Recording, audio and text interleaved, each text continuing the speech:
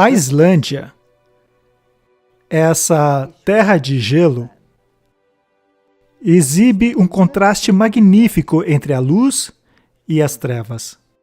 Quando se olha para aquelas planícies negras, para aqueles campos de lavas vulcânicas, para as áreas vulcânicas do planeta e seu denso negror, quando vemos a beleza que emerge dali, com os seus brancos riachos borbulhantes, embranquecidos pelos glaciares de onde se originam, o contraste entre a luz e as trevas, entre a verdade e o engano, é maravilhosamente simbolizado neste lugar.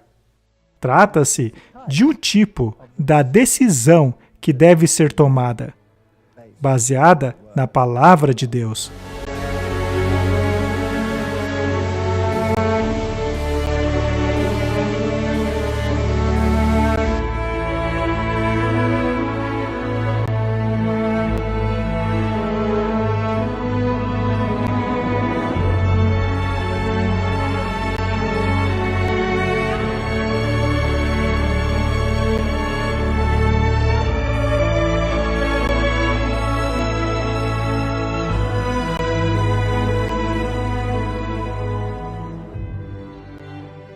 E vi um outro anjo voando pelo meio do céu, que tinha na mão o Evangelho eterno, para proclamar aos que habitam na terra, a toda nação, tribo, língua e povo,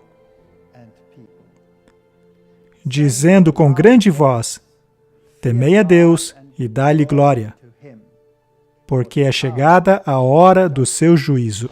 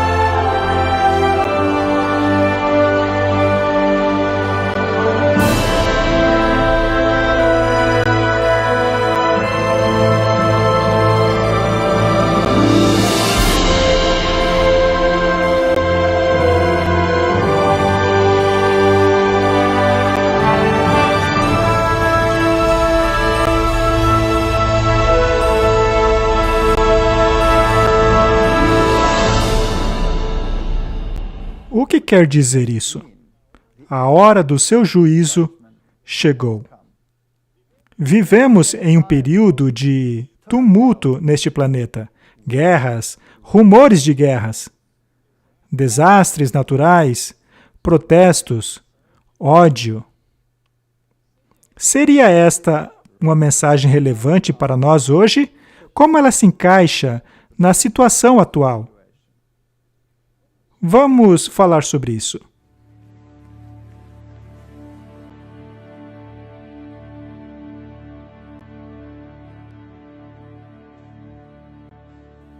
Em pensar que há 2000 anos atrás, lá estava João sentado na ilha de Patmos, recebendo aquela impressionante visão, que desde então tem intrigado a humanidade, que teve um papel tão importante no desenrolar das questões da Reforma Protestante e que também desempenhará um papel muito importante no tempo em que vivemos também. Eu estava pensando, se não deveríamos dar uma olhada em alguns detalhes para ver exatamente o que isto engloba. Apocalipse, capítulo 14, fala da tremenda experiência da abertura da sala do trono e do Cordeiro ali de pé, rodeado pelos redimidos. E então segue esta mensagem que deve ser entregue à humanidade. As 3 mensagens angélicas de Apocalipse 14, começando pelo verso 6. E vi um outro anjo voar pelo meio do céu, e tinha o Evangelho eterno para o proclamar aos que habitam sobre a terra, e a toda nação, tribo, língua e povo. Então, o Evangelho eterno será mais uma vez reavivado. Deve ser pregado para todo o mundo. Esta é uma mensagem universal, utilizada aqui. Toda nação, tribo, língua e povo. O mundo inteiro deve ser iluminado com a glória destas mensagens. E estas mensagens não são insignificantes, pois são proclamadas com grande voz. Esta é uma mensagem muito importante, uma mensagem épica. Temei a Deus e dai-lhe glória, pois é chegada a hora do seu juízo. Antes de Apocalipse 14, temos naturalmente Apocalipse 13, que identifica os poderes envolvidos nesta última batalha. Temos a besta emergindo do mar, e temos a besta que emerge da terra. E, por definição, uma besta é um reino, é uma entidade política. Mas também temos a imagem da mulher em meio a esta besta. E na Bíblia, uma mulher é sempre símbolo da igreja. E ao estudar em Apocalipse capítulo 13, os reformadores concluíram que a besta que emerge do mar não é ninguém menos que o papado. Martinho Lutero, Melanchthon, Wesley. Todos estes reformadores identificaram a besta do mar como sendo o papado. E os atributos apresentados ali estão intimamente conectados com os atributos encontrados em Daniel capítulo 7, nos atributos do chifre pequeno, que é um poder político. Aqueles atributos o definem como sendo um poder blasfemador que perseguiria os santos, todos aqueles fatores que também são encontrados em Apocalipse 13. Portanto, esse poder é um sistema político religioso, a união entre a igreja e o Estado, impondo as doutrinas da igreja.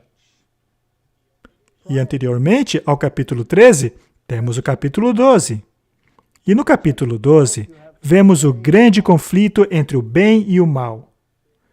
Temos o dragão de um lado e do outro lado, temos Cristo e a sua igreja. Ele descreve o conflito através dos séculos. Ele descreve os eventos do futuro. É absolutamente incrível. Uma mulher é mencionada aqui, ou seja, a igreja, que seria ferozmente perseguida por um período de 3 anos e meio, 42 meses, 1260 dias. E os reformadores utilizaram o princípio dia-ano, que é um princípio bíblico, de maneira que, ao calcular-se esse período, temos 1260 anos, pois é a Bíblia que nos diz para considerar um dia como ano.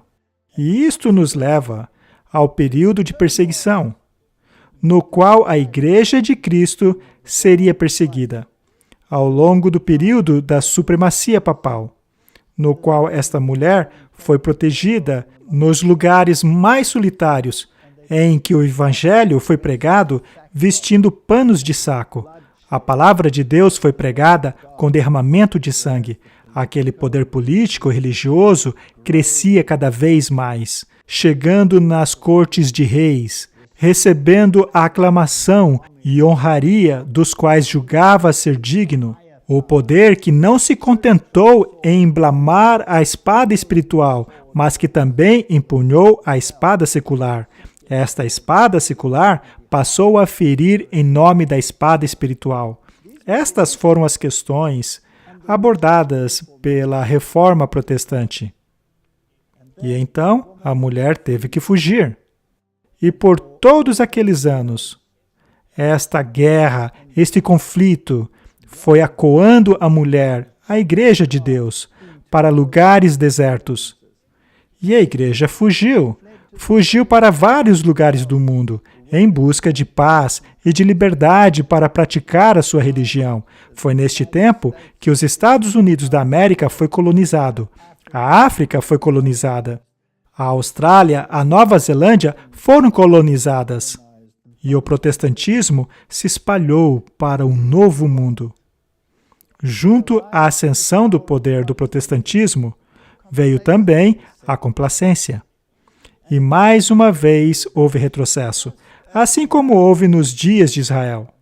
Temos esse desabrochar da verdade e a aderência ao princípio apenas para mais uma vez dar espaço ao declínio, à apostasia, à deterioração.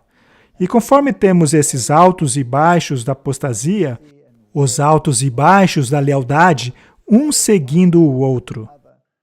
O mesmo aconteceu no mundo cristão. Enquanto havia perseguição, o povo era fiel. Permanecia firme pelo princípio, mesmo diante da morte. Mas quando tudo se acalmou e a perseguição não era mais tão óbvia assim, a complacência tomou conta. E houve então este retorno ao sistema como era antes. Deus então suscitou um novo povo. E é dito lá em Apocalipse 12, verso 17, que o dragão, que é o diabo, irou-se contra a mulher, ou seja, a igreja, e foi fazer guerra ao remanescente de sua semente, ou seja, a igreja após os 1260 dias, ou 1260 anos de supremacia papal, que, aliás, começou em 538 d.C., quando o bispo de Roma subiu à cadeira papal, exercendo não apenas poder religioso, mas também um poder político. E então, em 1798, este poder foi removido quando o general Berthier e o exército francês entraram em Roma e aboliram o governo papal, o governo secular, nascendo assim a Itália moderna. Mas este poder receberia o seu poder novamente. Segundo a Bíblia, mesmo tendo recebido essa ferida mortal, ele seria curado, e o mundo inteiro mais uma vez se maravilharia após ele. E assim, aquela divisão que ocorreu na Reforma Protestante seria curada. E todos mais uma vez se uniriam. Mas havia um grupo que estava determinado a apegar-se aos princípios da Bíblia ao invés de sucumbirem na teologia popular da atualidade. O dragão irou-se contra a mulher, contra essa igreja, e saiu para fazer guerra contra o remanescente de sua semente, aqueles que guardam os mandamentos de Deus e possuem o testemunho de Jesus Cristo.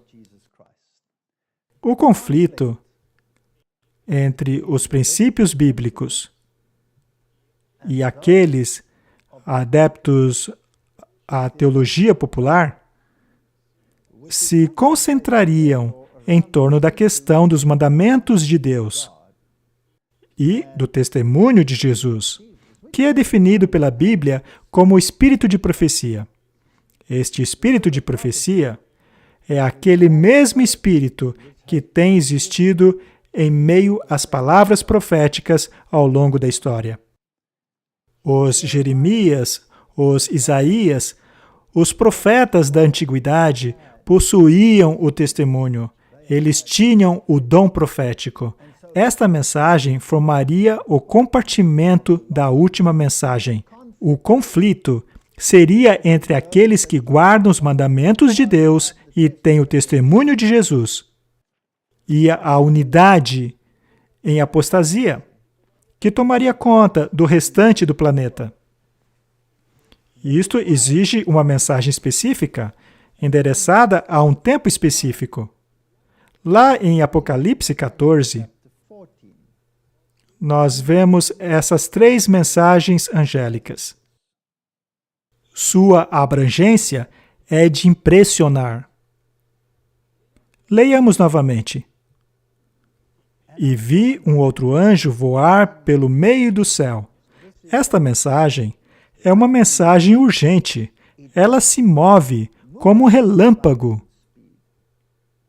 que possuía o Evangelho eterno. Mas, afinal, o que é o Evangelho eterno? O Evangelho eterno é o Evangelho da salvação em Jesus Cristo. São as boas novas do Messias que viria. E nós sabemos que este Evangelho existiu desde o início. Na verdade, ele foi concebido antes de haver qualquer ser criado neste planeta. Encontramos as suas sementes logo no início com Adão e Eva, na primeira promessa do Messias, em que a inimizade seria entre a semente da mulher e o dragão e sua semente.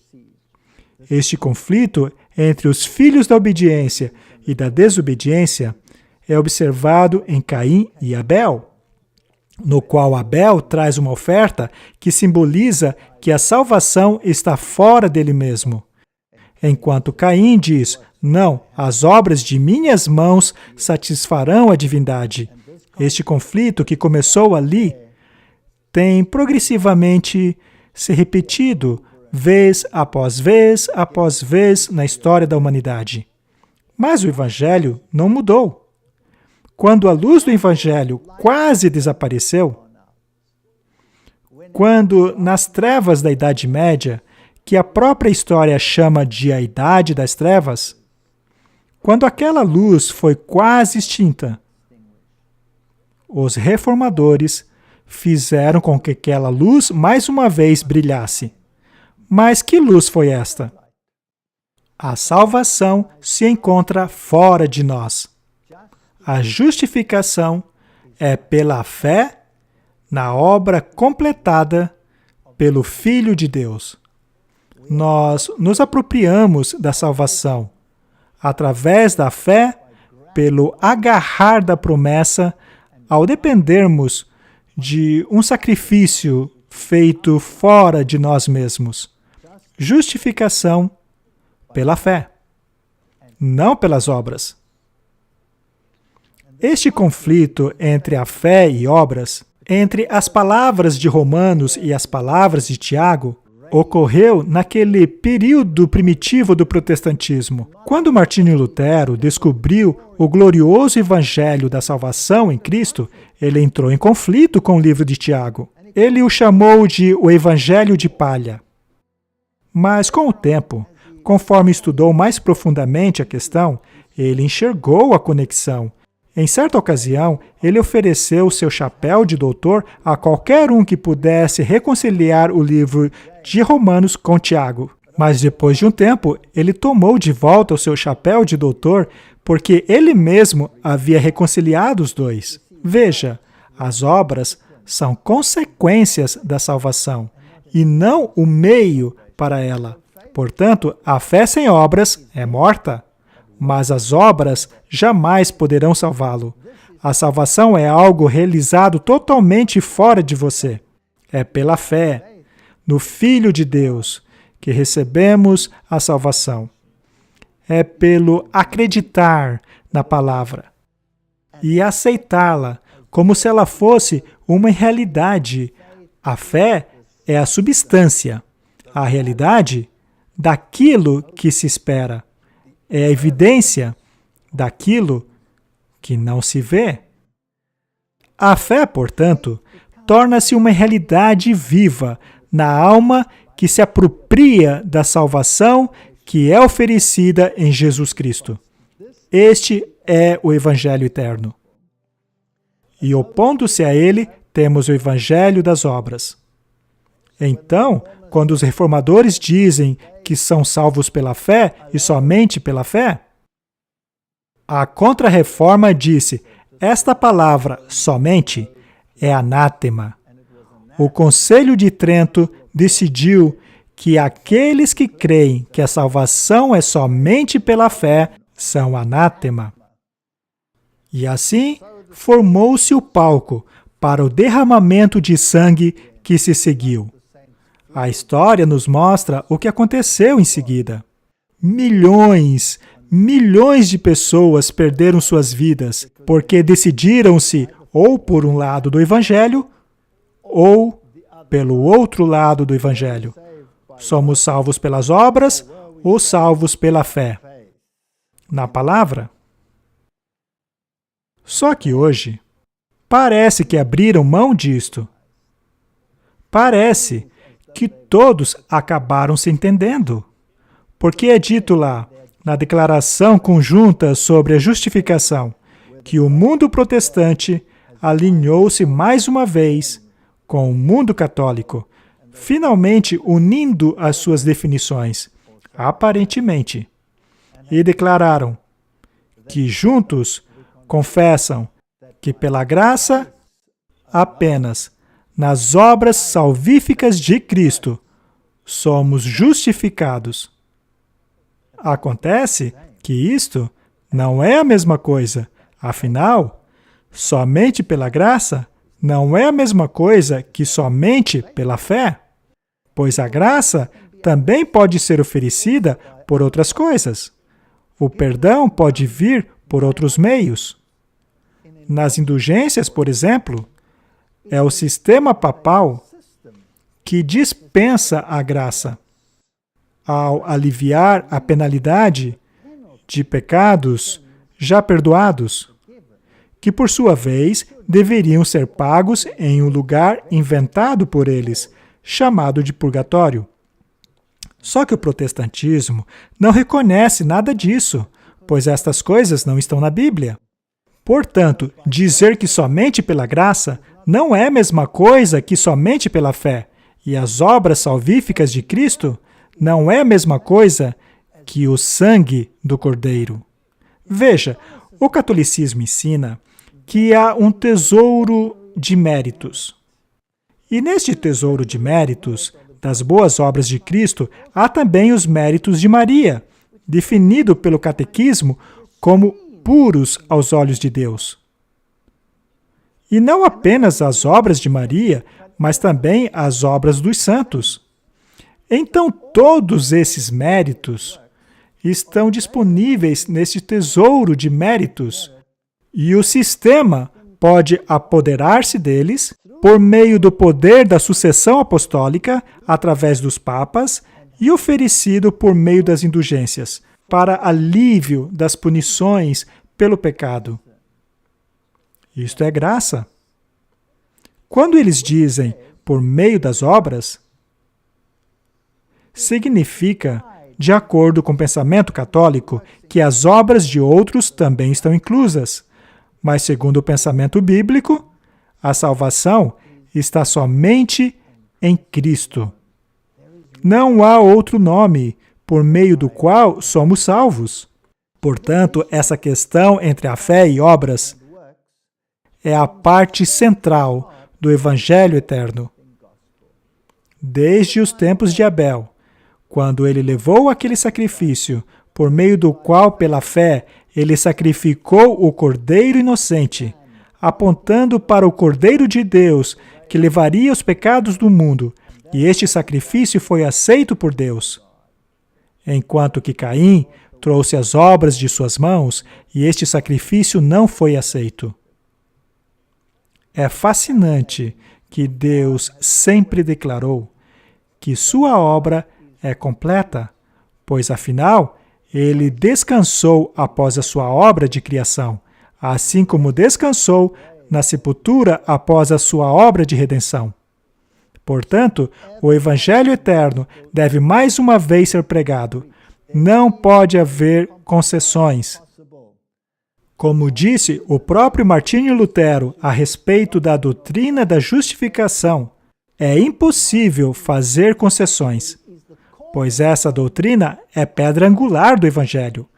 E assim como a pedra angular foi rejeitada nos tempos de Jesus, quando o rejeitaram como Messias, esta pedra angular do protestantismo será mais uma vez rejeitada. Ela deve ser pregada para cada nação, tribo, língua e povo. A salvação é pela fé. Pela fé no Filho de Deus, somos salvos pelo sangue do Cordeiro. Clamando com grande voz, temei a Deus e dai-lhe glória. Não glórias às nossas próprias obras, não glória às nossas conquistas, mas glórias a Deus. Pois a hora do seu juízo chegou.